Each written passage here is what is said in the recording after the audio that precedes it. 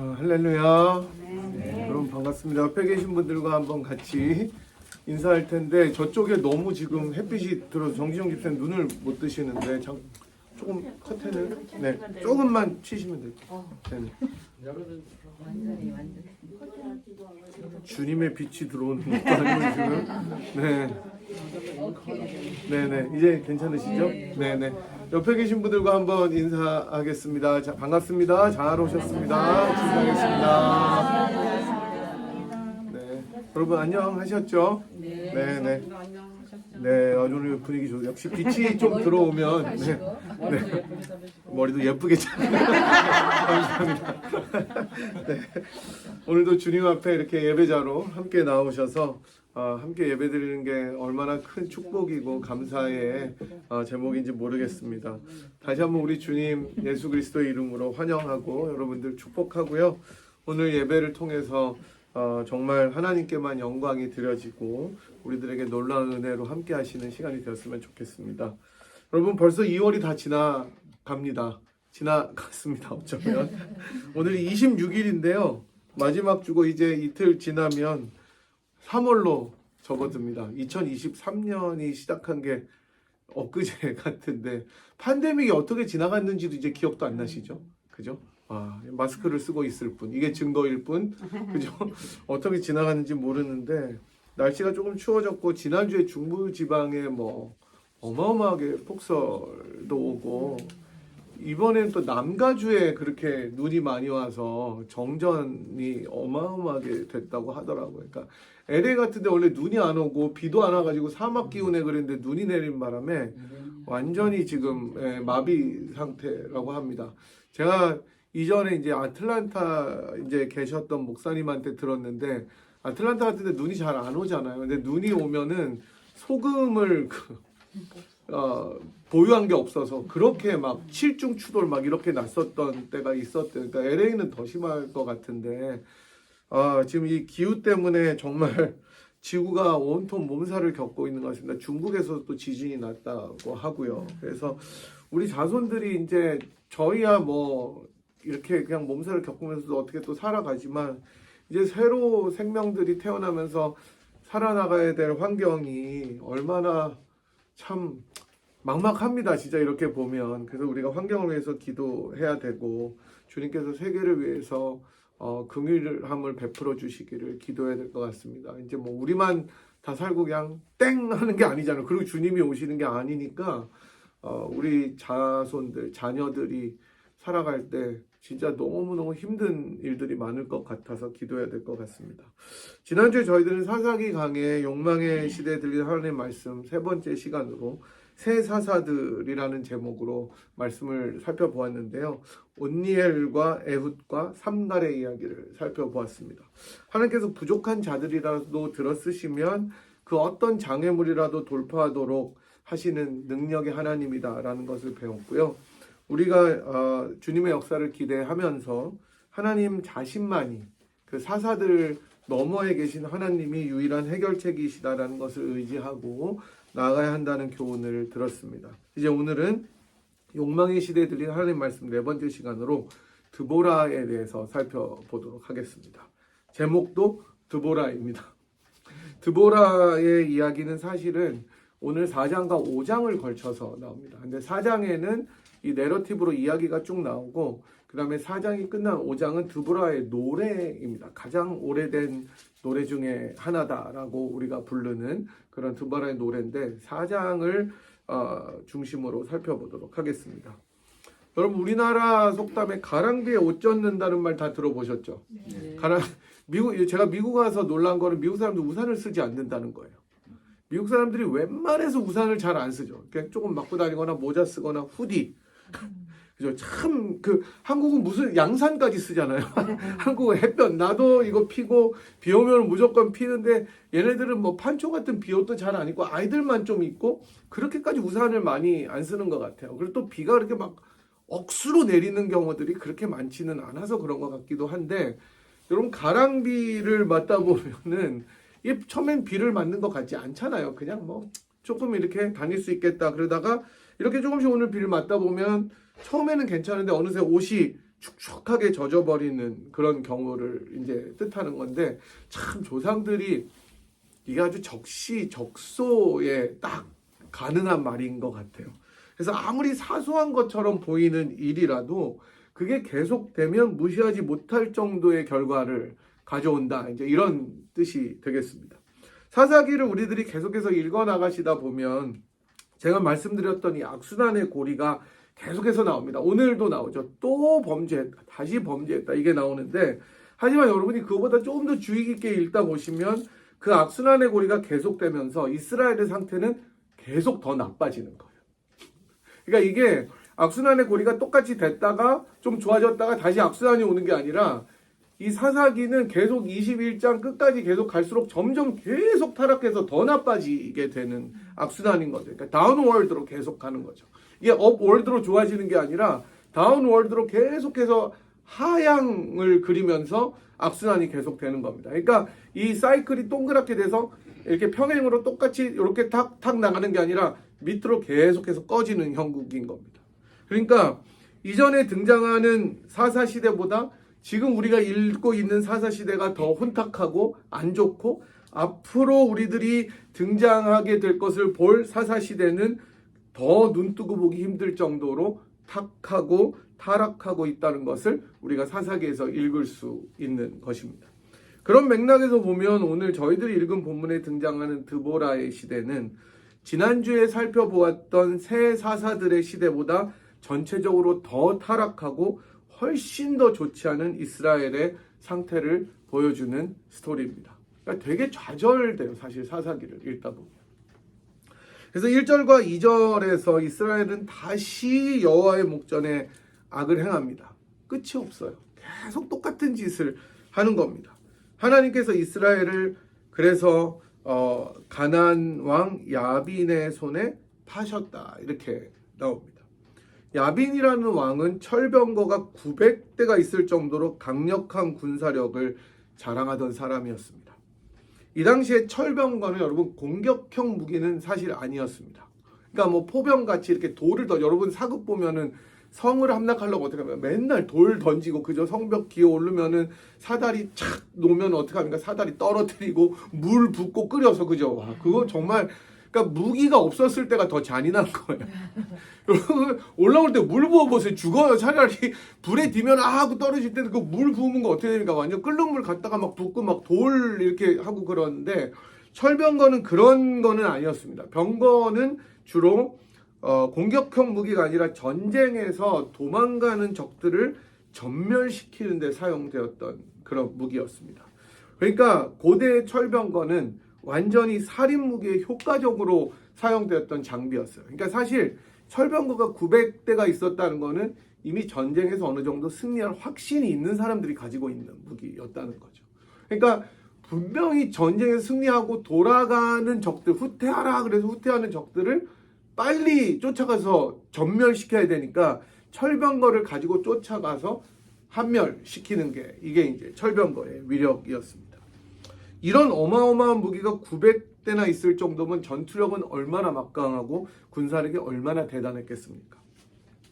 야빈은 이런 왕이었죠.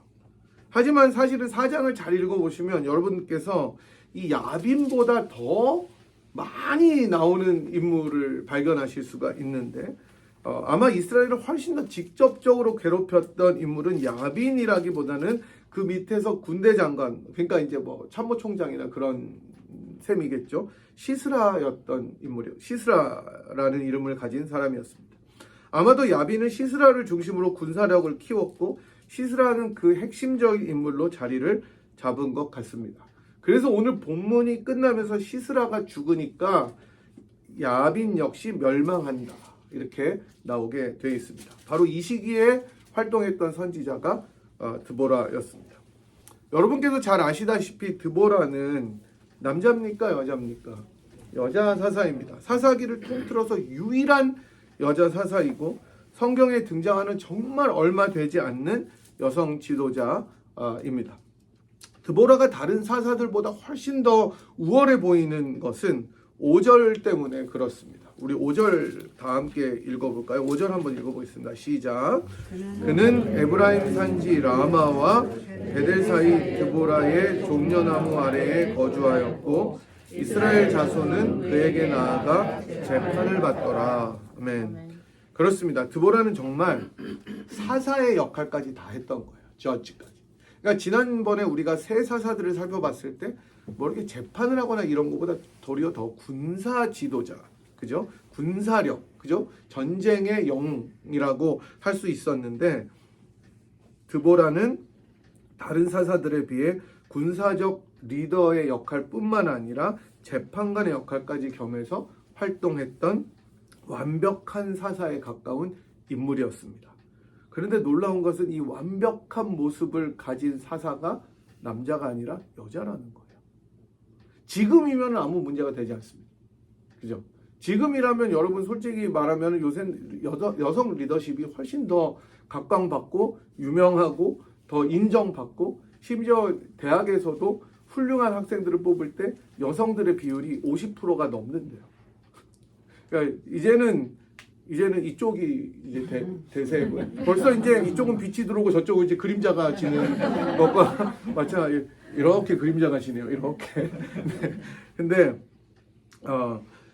고대에 굉장히 가부장적이고 남성 우월주의와 남성 중심주의가 만연한 게 아니라 당연했던 그 시절에 여인으로 사사가 되어서 이스라엘을 다스렸다는 것은 굉장히 놀라운 일이었습니다. 사람들이 인정할 정도니까 여기 나온 거예요. 그러니까 아무런 그런 디스퓨트라 그러죠. 이런 아무런 그런 반대들이 없었기 때문에 여기에 기록될 수가 있었습니다. 어쩌면 주변에 불만이 있었을 수도 있고 인정하지 못하는 사람들도 꽤 있을 수 있었겠지만 사사기 저자는 드보라가 다른 남성 사사들도 하기 힘들었던 두 가지 역할을 다 수행했던 리더였다는 것을 보여주고 있습니다. 앞서서 제가 사사기는 계속해서 더 타락하고 무너져가는 하나님의 백성인 이스라엘의 모습을 그리고 상태를 보여준다고 했는데 드보라를 통해서 사사기 저자는 이제는 남성의 리더십, 남성 중심 즉 메일 리더십의 자체가 워킹하지 않는 모습을 보여주고 있는 거예요. 이제는 아무것도 안 된다는 거예요. 이스라엘이. 당연히 리더라고 생각했던 그 남자들조차도 이제는 리더십을 잃어버려서 아무것도 할 수 없는 상태가 이스라엘의 상태다. 이거를 사사기 저자는 보여주고 있는 것입니다. 그리고 우리는 이러한 모습을 계속해서 드보라에 등장하는 다른 인물을 통해서도 발견하게 됩니다. 그래서 현대 신학자들 가운데 이거를 페미니스트 리딩으로 읽는 학자들이 되게 많이 있는데 그렇게 읽어도 큰 어려움은 없을 것 같습니다. 어쨌든 이제 하나님께서 그렇게 시스라의 그 군대에 야빈 왕의 통치를 받고 어려움을 겪었던 자기 백성들의 부르짖음을 들으시고 구원하시기로 결정하셔서 드보라에게 명령하신 것으로 보입니다. 6절과 7절에 보니까 드보라는 바락이라는 인물을 불러서 이렇게 이야기합니다. 이스라엘 하나님 여호와께서 이같이 명령하지 아니하였느냐? 너는 납달리 자손과 스불론 자손 10,000명을 거느리고 다볼산으로 가라. 내가 야빈의 군대 장관 시스라와 그의 병거들과 그의 무리를 기송강으로 이끌어 내게 이르게 하고 그를 내 손에 넘겨주리라. 이렇게 이야기를 합니다. 하나님께서 구체적으로 어떻게 승리를 주실지 말해주면서 가서 싸우라고 합니다. 자, 하나님이 다 이렇게 판을 깔아주셨으니까 어떻게 하라는 거예요? 나가서 싸우면 이긴다라고 얘기를 해주는 거죠. 다 레디가 됐다. 그러니까 밥이랑 반찬이 다 있으니까 너는 숟가락을 떠서 먹으면 된다 얘기를 해주는 거예요. 도리어 근데 바락은 주저합니다. 그리고 8절에서 드보라에게 만일 당신이 나와 함께 가면 내가 가려니와 만일 당신이 나와 함께 가지 않으면 나도 가지 않겠다고 대답합니다. 바락이 왜 그랬을까요? 겁이 났던 겁니까? 왜 드보라가 함께 가지 않으면 안 가겠다 이렇게 얘기했을까요? 학자들마다 여기 이제 조금 의견이 다릅니다. 한편은 정말 제가 조금 전에 말씀드렸던 대로 바락은 커워드다, 겁쟁이다. 그런 의견이 하나 있어요. 정말 겁쟁이다. 그렇게 보는 경우가 딱 절반 정도 있고, 또 다른 한편은 이제 여러분 선지자, 이제 드보라가 선지의 역할도 하는 건데 하나님의 뜻을 전하니까 선지자는 하나님의 임재를 나타내는 사람이잖아요. 그런 사람으로 인식됐기 때문에 바락은 드보라가 함께 가야 하나님이 함께 하는 것처럼 느꼈기 때문에 그랬을 것이다. 이렇게 이제 생각하는 학자들이 있습니다. 하지만 어떤 경우든지 모든 경우에 바락은 하나님께서 가서 싸우라는 명령에 100% 순종하지는 못하고 있는 거예요. 레저베이션이 있는 거예요. 이 모습을 보면서 우리는 얼마나 여기서 또 남성 리더십이 무너져가는 한심한 지경인지를 또 보게 되는 겁니다. 드보라는 완벽한 사사로 있고 드보라가 남성에게 명령하죠. 판을 다 깔아주는데 남성 리더인 바락, 어쩌면 바락도 사사일 수 있죠. 군사적 리더니까. 근데 리저브가 있는 거예요. 레저베이션이 있어요. 헤지테이션이 있어요. 주저함이 있는 겁니다. 지난 시간에 본 왼손잡이 에웃도, 오늘 나오는 드보라 이야기의 바락도 이스라엘은 정상적으로 자기를 구원하지 못하는 상태라는 것을 계속해서 이야기해주고 있습니다. 또한 바락이 가지고 있었던 이 조건부적인 신앙, 여전히 하나님을 신뢰하지 못하고 자기가 무언가를 확신하고 확인해야 할 때만 믿는 그런 모습을 보여줍니다. 물론 바락이 철병거 900대를 소유하고 이렇게 강력한 군사 20년 동안 자기네들을 괴롭힌 시스라를 위시한 야빈왕의 군대와 싸울 때 겁이 났겠죠. 겁이 안 날 수가 없잖아요. 사실 아무리 뭐 대단해도. 하지만 하나님의 말씀에 따라 순종할 때 기적이 일어나는 것입니다. 이게 믿음입니다. 이게 신앙이에요. 때로 신앙은 먼저 행함이 있어야 될 때가 있습니다. 합리적으로 이성적으로 물론 생각해 봐야 되고 이리저리 계산해야 될 때도 있지만 바락이 처한 상황은 지금 따질 때가 아니에요. 머리를 굴릴수록 답이 안 나오잖아요. 20년 동안 머리를 안 굴렸겠어요? 빠져나가려고? 안 됐잖아요. 근데 어느 날 하나님께서 자 이제 ready, set, go 하면 되겠다라고 얘기를 할 때 순종해야만 할 그때에도 주저하고 있는 것입니다. 어차피 전략을 세워도 안 되는 연약함이 이스라엘 상황이었고 그 지도자를 통해 전달된 하나님의 말씀은 그 어느 때보다 확실한데 그것을 주저하고 있다는 것입니다. 바락처럼 어쩌면 지금도 우리는 하나님의 말씀에 순종할 때 조건을 달 때가 있어요. 이렇게 되면 이렇게 하겠다. 이렇게 되면은 순종하겠다. 이렇게 단서를 달 때도 많이 있고 마음속에 울리는 하나님의 음성을 테일러링, 재단하기도 합니다. 바락의 모습은 앞으로 이어지는 사사인 기드온에게서도 발견합니다. 기드온도 계속 증거를 찾잖아요. 이렇게 하면 내가 가겠고. 와, 몇 번을 그렇게. 저도 한 방 때렸을 텐데 하나님이었으면. 계속해서 눈에 보이는 증거가 있어야 믿겠다는 것은 인간의 죄악으로 비롯된 의심 때문입니다. 그래서 우리는 주님께서 말씀하시기를 보지 않고 믿는 믿음의 중요성, 이것을 기억해야 되는 것입니다. 교회라는 곳은 세상과 다르게 이런 믿음을 가진 자들이 계속해서 일어나야 성장하고 부흥하게 되는 것입니다. 지금까지 교회가 그렇게 자라왔습니다. 2000년을 통해서 주님 앞에 조건을 달지 않고 행하고 그대로 순종하는 사람들을 통해서 주님께서는 교회를 성장시키시고 이끌어 오셨습니다.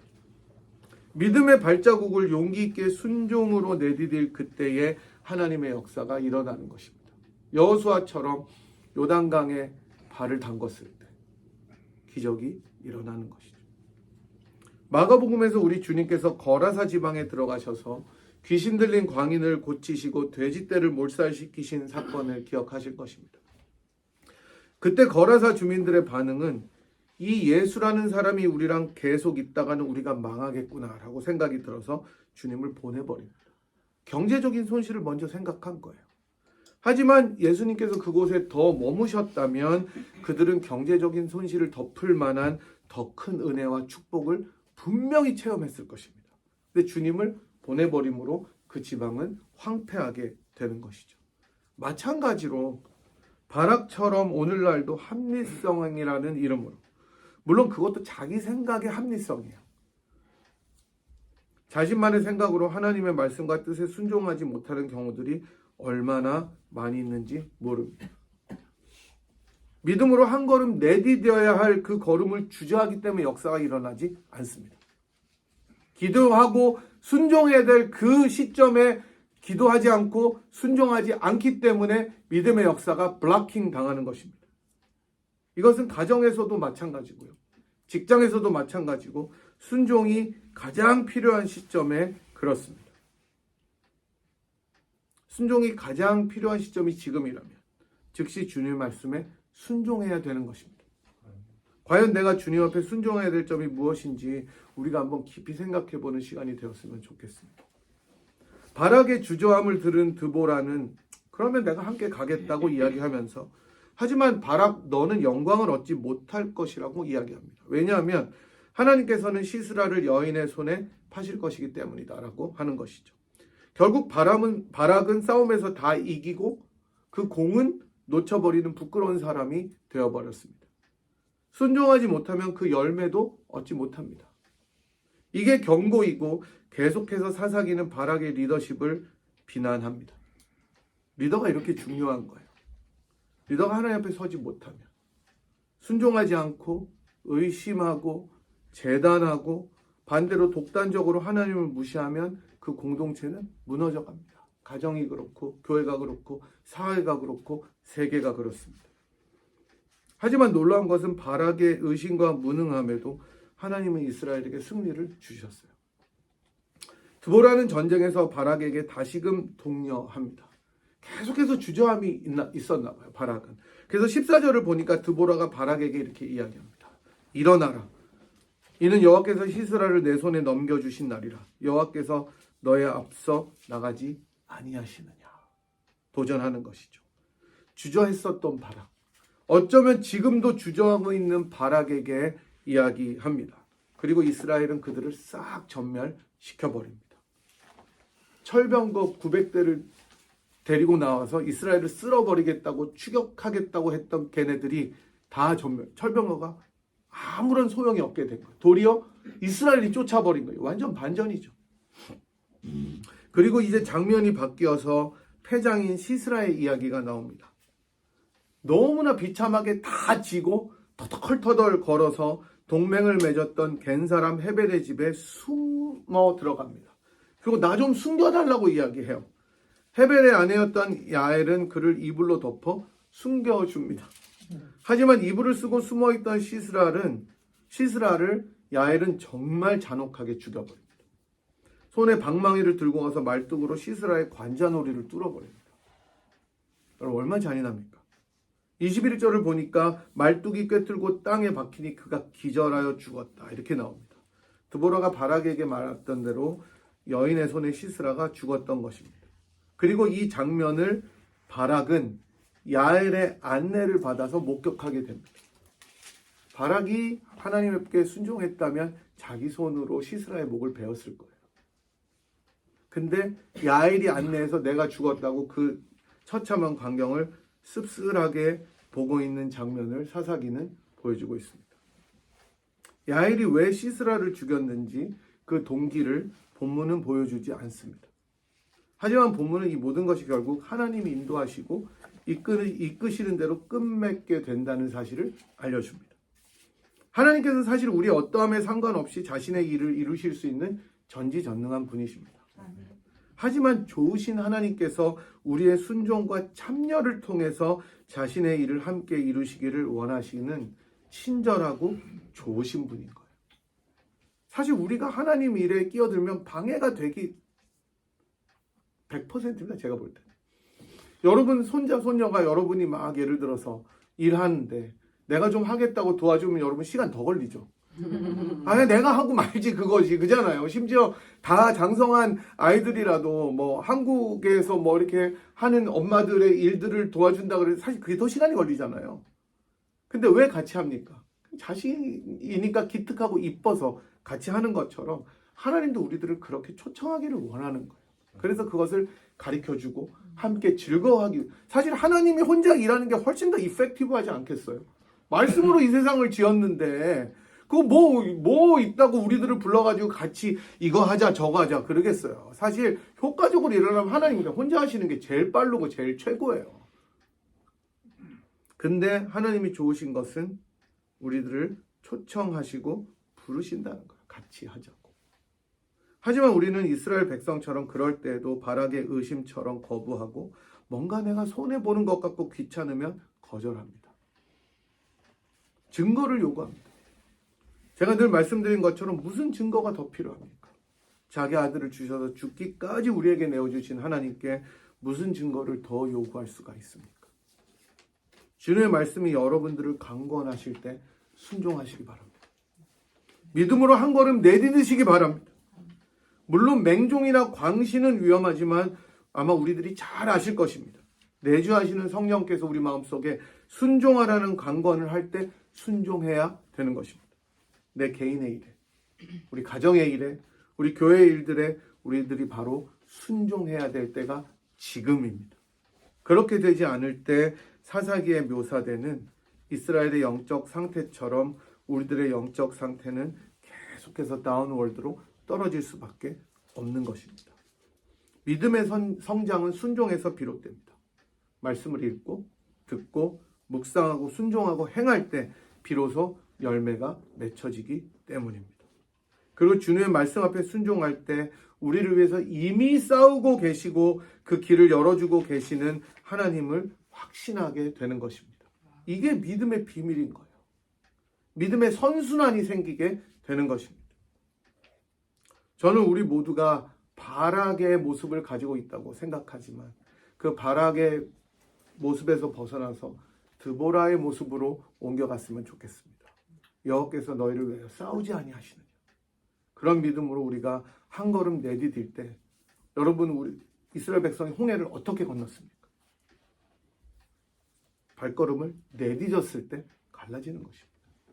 주저하지 않고 이게 갈라질까? 계산기 두드리면서 내가 지금 저기 구글 찾아보니까 안 열리던데 열린 적이 없던데 이게 안 되는데 요걸 요렇게 하면은 요게 안 될 거 그렇게 하지 않았어요. 주님께서 가라 하면 갈 때 홍해가 열리는 역사가 있는 것입니다. 이게 믿음이에요. 이게 세상이 교회와 다른 점입니다. 세상은 합리성으로 자기 생각으로 계산으로 발을 내디지 않지만 교회의 성도들은 믿음으로 발을 내딛는 것입니다. 그럴 때 홍해가 갈라지고 모든 것이 역사하는 것입니다. 우리 주님은 한 번도 불평하지 않으시고 믿음의 발걸음으로 자기를 다 내어주셨습니다. 그럴 때 하나님의 원수였던 죄인들이 구원받는 역사가 일어난 것이에요. 사랑하는 여러분, 오늘도 믿음으로 강권하시는 성령의 음성 앞에 순종하셨으면 좋겠습니다. 우리가 주님께 순종할 부분이 무엇인지 깊이 생각하시면서 일주일 기도하시고 그런 여러 문제들을 내 앞에 가정에 교회에 놓여있는 문제들을 이겨나가는 그런 믿음과 순종의 사람들이 되기를 간절히 소망합니다. 아멘. 이 시간에 우리 같이 한번 기도하도록 하겠습니다. 주님께서 우리들에게 강권하시는 순종의 부분이 어디 있는지 한번 깊이 생각해 보시고 우리가 오랫동안 미뤄온 것들이 있었다면 회개하고 주님 내가 믿음의 걸음을 주님 앞에 내디디겠습니다. 주님 순종할 때 주님의 역사가 기적처럼 일어나는 은혜 있게 하여 주시옵소서.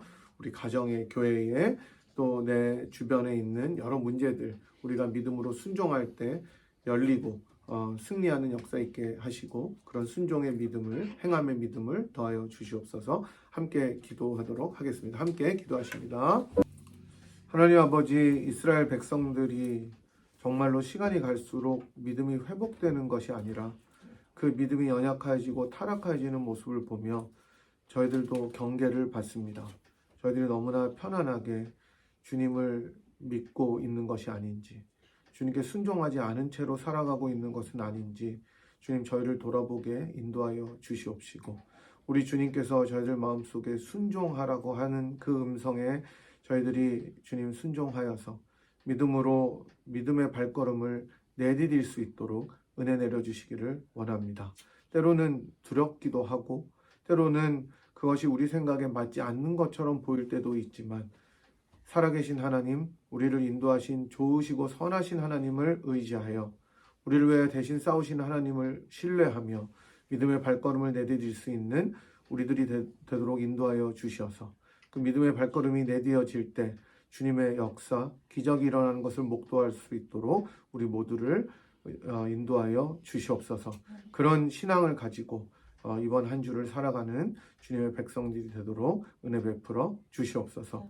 지금은 우리를 위하여 자기 모든 것을 드려 내어주시고 또한 우리를 하나님 아버지의 백성으로 삼아주신 우리 주님 예수 그리스도의 무한하신 은혜와 그 아들을 아끼지 아니하고 우리를 위하여 기꺼이 내어주시며 순종을 원하시는 하나님 아버지의 극진하신 사랑하심과 성령 하나님의 위로 교통 충만하심이 이제는 우리들의 마음에 합리성대로 생각하지 아니하고 계산하지 아니하고 믿음의 발걸음으로 순종의 발걸음을 떼기로 결단하고 돌아가는 이 자리에 함께한 주의 백성들 한 분 한 분 머리 위에와 사랑하는 분야의 재단 위에 지금부터 영원토록 함께 하시기를 간절히 축원하옵나이다. 아멘.